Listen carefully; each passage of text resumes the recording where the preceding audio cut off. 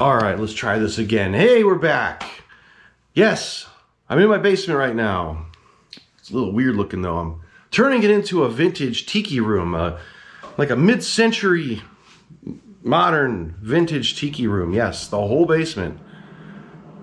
Vintage tiki room with an amazing bamboo bar. Hey, get out of there. So, none of this is done yet. These walls aren't done, but I don't want to show you any of that. We may do a video on that project though soon because it's a project. There's bamboo all over the place. Tonight though, we're not talking about masks. We're not talking about cars. We're not talking about movie posters. We're going to talk about the contents. What? We're going to talk about the contents of these two boxes right here.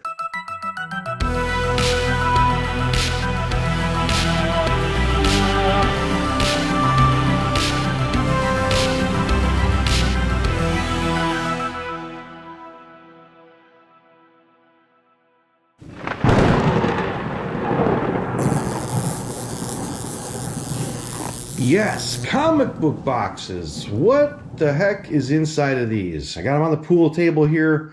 I'm actually going to do a few videos on top of the old pool table for you guys. Whoa, whoa, whoa. I almost showed. Whoa, can't go any higher than that. Don't want to get in trouble. That big, that's an amazing thing back there, by the way. But yeah, I'm going to do some videos on the table down here of different comic books and magazine collections, because this is a pretty nice place to spread them out. But as you can see, yeah, this whole, oh my god. But yeah, as you can see, the whole basement is getting converted into a vintage tiki room. It's going to be really crazy. Anyway, yeah, I want to share something with you guys that I figured you would be interested in seeing. Back in the 80s, like late 80s and early 90s, so I started freshman year of high school in 88, and around 87, 88, I started buying monster comic books well into the 90s. My uncle had a cool comic shop in Calumet City, Illinois, and man, he had amazing monster comics. And back then, I could not afford to buy cool monster stuff. Like, I was building a race car way back in the 90s, and all the money went to car parts. I had unfortunately, no money for cool monster stuff. I had little things I'd accumulate along the way, but unless they were coming from the local video store or they were dirt cheap, I wasn't really investing in monster stuff. I wish I invested in monster stuff over a race car, I could tell you that. But anyway, yeah, these are monster comics, like horror-related comic books that I would collect over the years. And these aren't going to be, you know, there's guys on Instagram with unbelievable monster comic collections that blow my mind, all graded and high-end, pre-code stuff that is just, you know, unreal. This is not that. What we've got here are comic books that I started collecting for the cover art and the artwork inside. So I always didn't have time to read every one of them, but I was crazy about the artwork on a lot of these old comic books. And a lot of the stuff I'm going to have here are not going to be super valuable stuff. At least in my opinion, one thing I don't know is the value of comics, okay? Like, unless I'm seeing them in auctions where they pop up and stuff is absolutely insane. I don't know what, you know, a lot of this stuff is not that super old. It's old, but it ain't the stuff where guys are paying crazy money for them. And if anybody out there is watching this video and sees something spectacular, definitely let me know and say, hey, wait, no, you do have some stuff that's valuable, but you know, like this one has a price tag of $2.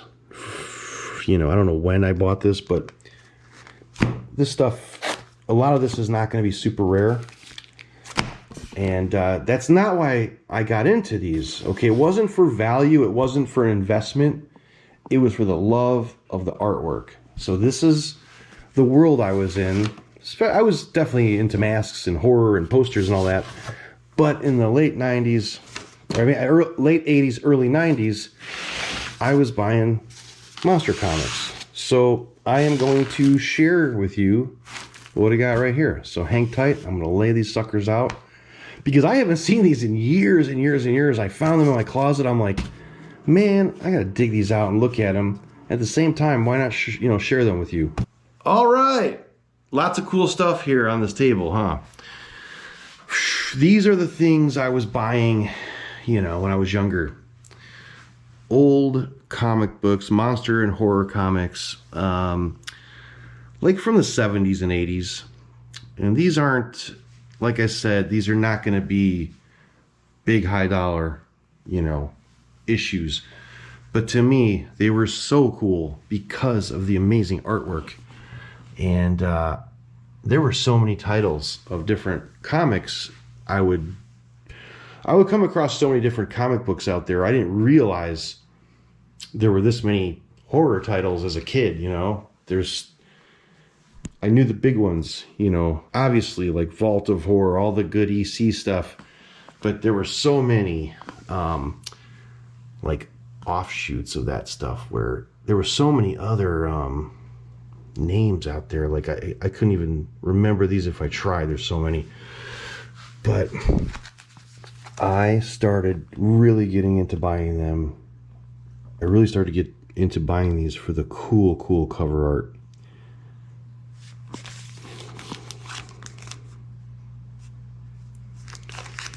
And it wasn't like, at the time I would buy them. Usually my uncle would get a bunch through his comic shop. And any comic shop I'd go into back in the 90s, I'd look for some old horror titles, And they were never real expensive back then. I doubt any of these are very pricey now on today's market.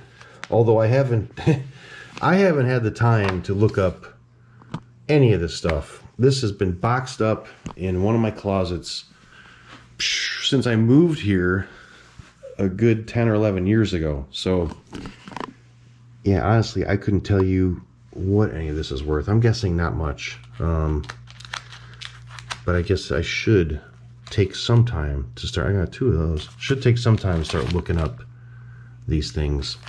I don't think 20 and 30 cent comics are that big of a deal when it comes to value, but the value in these is not monetary to me. It's the beautiful artwork here. This light is so bright up here, but like, check these out, man. I got 2 of a lot of them. That's crazy. Just awesome stuff. I've always been into skeletons, and I used to draw a lot of skeletons and haunted house stuff as a kid. Look at the coffin. Like, this is just so cool. You always wonder, where's all of this original art? Where did it all end up? Is it in collections out there? Tomb of Darkness.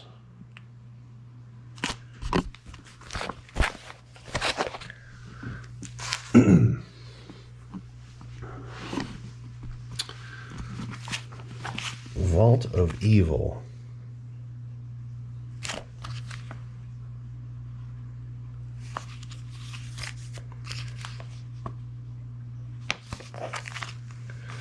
And none of these are in order either. I just piled them in similar stacks and figured I would just kind of look through these with you guys, because I haven't laid eyes on these comics in a long time. I love the covers, but also in lots of them, there's obviously great artwork inside. I mean, that's what comic books are, right? And of course, all the crazy old ads for stuff. And this is obviously where I got my love for the novelties and gags. And oh my God, this kind of stuff. You're not a true monster kid if you don't love these old images, Amazing. So this one is 1974. So House of Secrets 1974, 20 cents. Some of these House of Secrets go up to like 35 cents. Yeah, this was $5 at the time I bought it. You know, and some of these came from other comic shops where I was paying probably retail, I'm sure. And I didn't care. I didn't know anything about values. I just bought them because I love them so much. Look at that, her hand coming out at you out of her coffin. It was a coffin for a vampire and death for the man who loved her. Yep. Cool stuff. Lots of ghost titles with ghosts in them, and haunted houses and chambers, and you know, that's so cool. House of Secrets. I love the title art, you know, so cool. What a freaking day it's been dealing with mask craziness out there. The mask hobby can be the worst hobby I've ever been in my life due to all of the people in it. Not all of them, I shouldn't say that, but look at that one. Great cover art. So fun. This is a 12-cent comic. This is not in the greatest shape. I mean, you know, 1966. Strange Happenings. I love all this stuff. It's funny when, you know, I hear people out there saying, like, I'm not a real monster kid. I'm not a true, he's not a real monster kid. He doesn't like this stuff. Do you know how long I've been buying this stuff? My whole life I've been buying one form of monster thing or another, you know? And it's crazy. I have closets full of weird shit. Tales from the Unexpected. I'm going to show you some of my favorite covers that I have stacked up over there.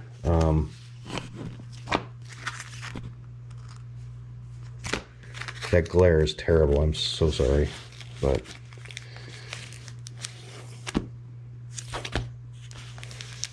I mean, it's like, it's just a never-ending, you know, thing of incredible artwork to me. And I'm Instagram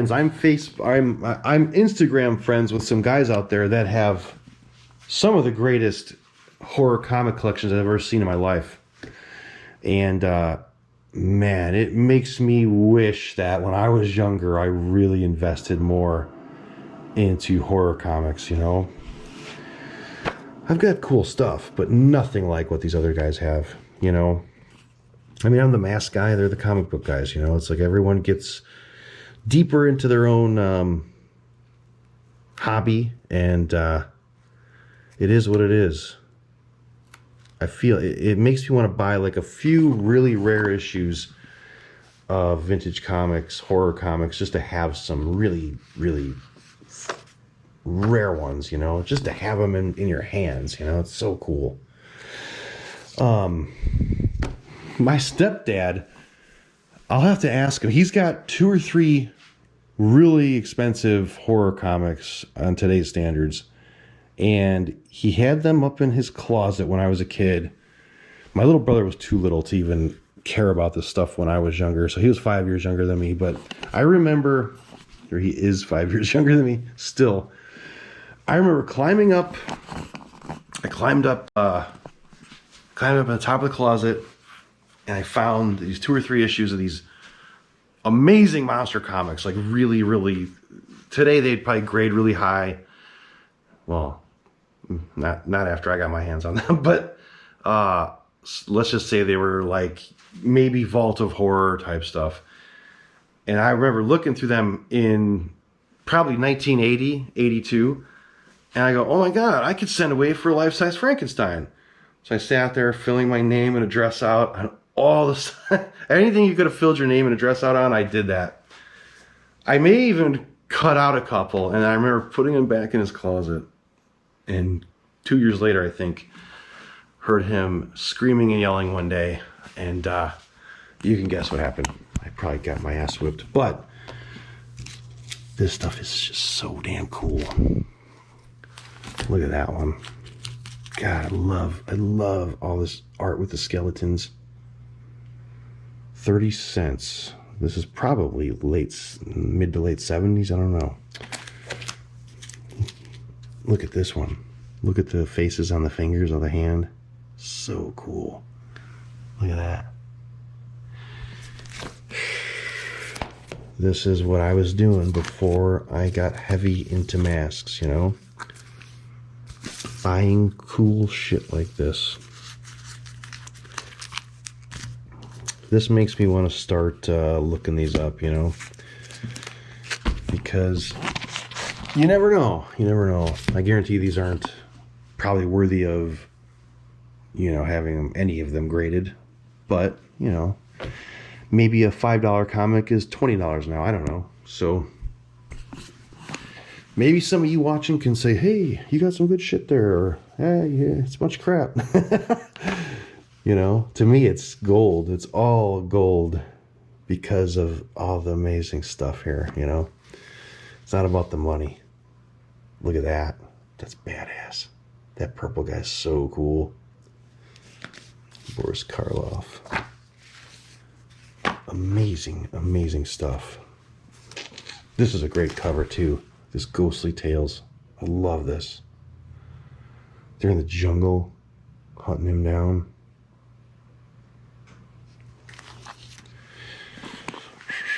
I'm going to show you some of my favorite covers now, okay? This one's cool. It's so neat. But this one here, this Black Magic, I think this is kind of a famous comic book cover with that guy on it. That guy that's a big head. Head of the family. So awesome. DC, EC all had the best artwork. Here's another one of my favorites. This close-up of the skull. A Fright for Sore Eyes. That's a cool cover. This is probably my favorite cover in this whole lot. Look at this.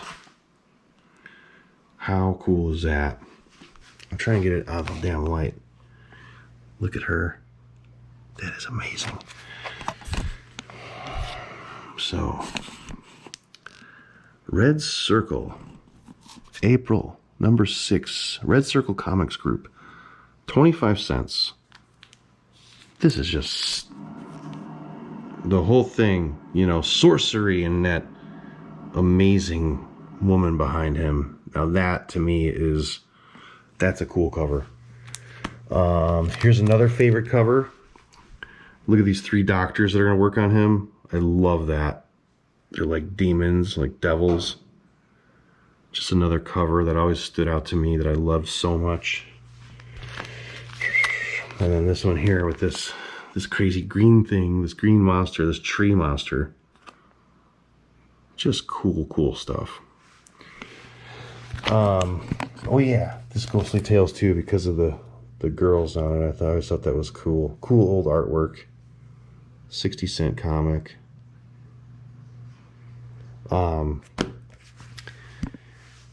You know, things were so different growing up in the 80s, 70s, and 80s. Us kids, we didn't have any internet. You know, obviously, like, duh. Yeah, we didn't have the internet. We didn't have iPhones, no iPads.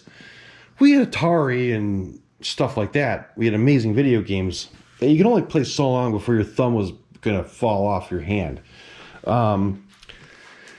But if you were a monster kid, there were no distractions like the internet. So when you had comic books like this, or whatever it may be, monster magazines, monster models, you know, building them in your room, you really got into it. The attention span these days of most kids is just so quick and like, My friend brought his son here. He was probably about 7 or 8 years old. And they came through the front door upstairs. And his dad is big time into metal, heavy metal. Big tattoo artist, friend of mine. Owns a huge tattoo shop in Chicago. He brings his son here. His son comes through the front door.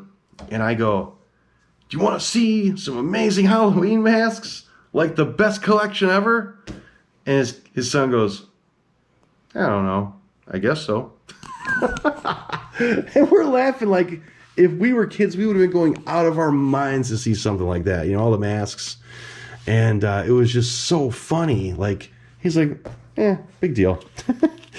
So things are so different. Like, I remember locking myself away in my room. And if I wasn't looking through stuff like this, I would build monster models. And I had a little turntable I'd put on the floor.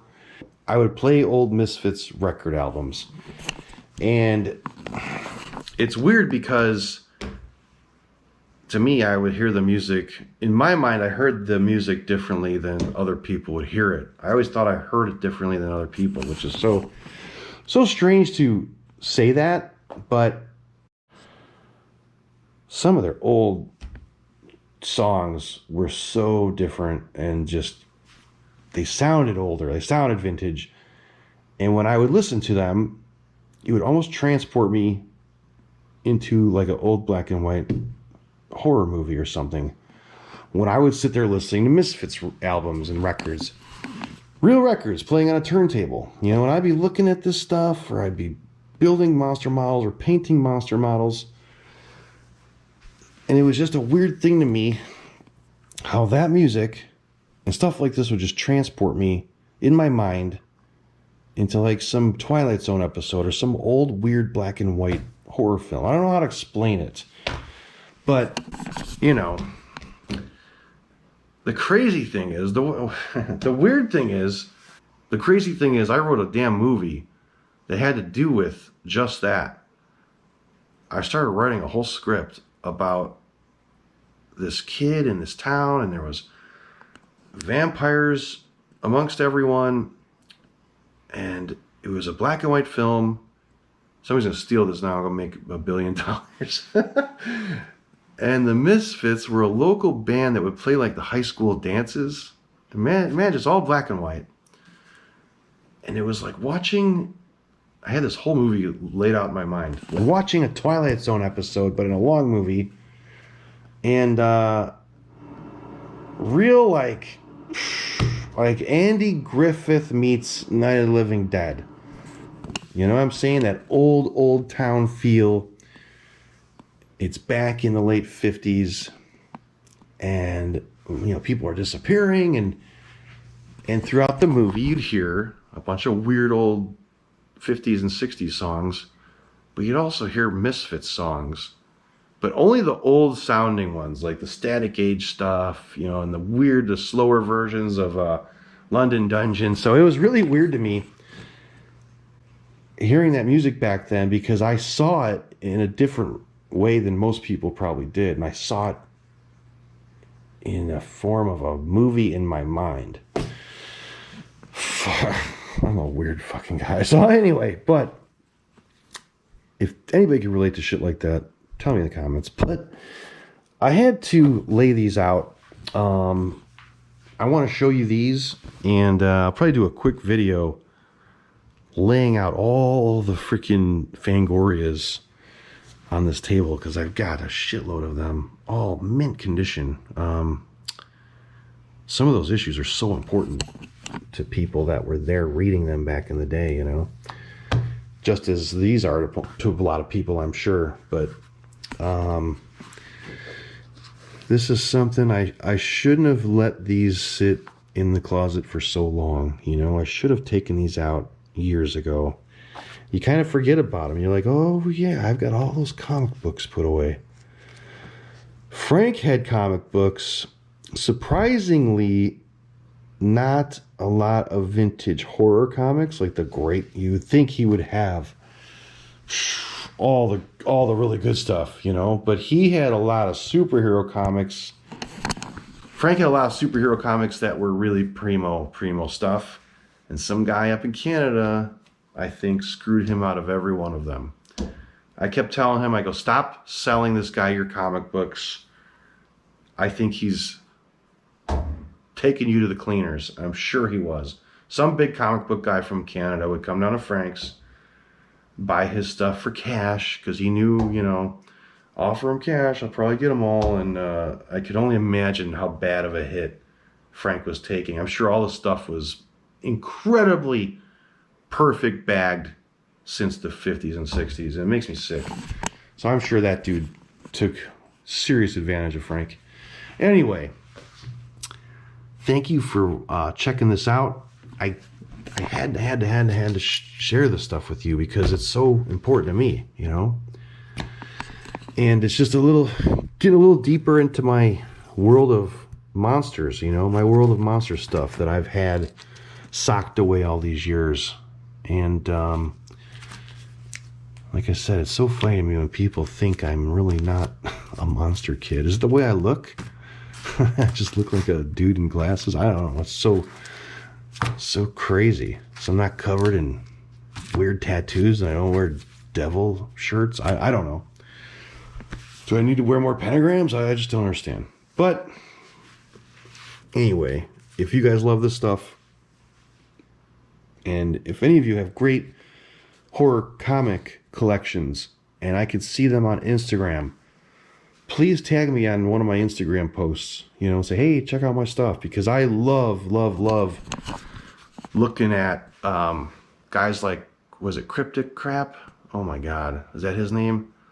Holy shit. If you guys like that have serious comics and posters and just unbelievable stuff.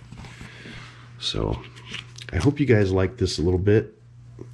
I love seeing stuff like this. I could look at it all night. And that, you know, I told myself this winter I was going to dig out more stuff, more monster magazines, and sit by the fireplace and be able to read through them. But man, my life has been going nonstop. Oh my God, look at that. That is really cool. Cool artwork there. How Deep My Grave. That is badass. I should read this one tonight. 80 cents. Anyway, thank you for checking this out. I'm going to be doing more stuff on monster magazines. I've got a lot of obscure monster magazines packed away. Oh, might as well show you this real quick. I know I've showed you this in another video of mine, but these are three of my favorites, my favorite posters. And you can see I'm tikiing this whole place out. It's going to be pretty wild. Huge mess on the floor right now, but you can see the trick shop is back there.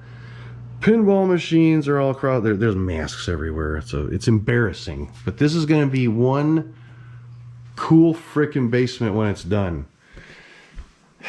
Don't look at that too much. You don't want to see her little parts there. I don't want to get busted here. That pinup is really an important one. That lady, that woman, is a famous burlesque dancer from the 50s. Rita, what's her name? Shit. Her name's Rita. So swimmy, slippy, slappy, slimming, Swanson. Anyway, that's a giant one of a kind pinup print. She's gorgeous. She was a burlesque dancer in the 50s. So this was made in 1956. The photograph was shot by one of Hugh Hefner's first photographers for Playboy. And it's a massive pinup. I mean, it's huge. I'm building a bamboo frame for it. We just reframed this and put museum glass or museum acrylic over it. Let me cover her little things there. Anyway, I'm sure you can look her up. Burlesque dancer, 1956, Rita or something. But anyway, a wealthy man in Hollywood had a bunch of these giant prints made for his house in the mid-50s. And the other ones were so nude, like gigantic pictures of things that I could not put up in my home. So, you know, I can't go too crazy with giant pinups, but this one was real classy and it totally has a tiki look to it. And anyway, one of a kind. It's massive. And well, anyway, enough of that. Yeah, weird tiki shit everywhere. That wall is gonna be covered in bamboo and stuff. It ain't gonna look brown. It's gonna look totally different. I'm building a whole cove here, bamboo ceiling, booths, diner booths. They've been recovered. I got custom lamps hanging here. We got made by Trader Tobin, one of the best lamp makers there is for Tiki lamps. This post is going to be covered with all custom carved panels. This is going to be an all-out crazy Tiki room when I'm done. You'll see. More on that later. All right, thank you for watching this. If you love old monster comics like this, let me know. Show me your stuff, and we'll see you later.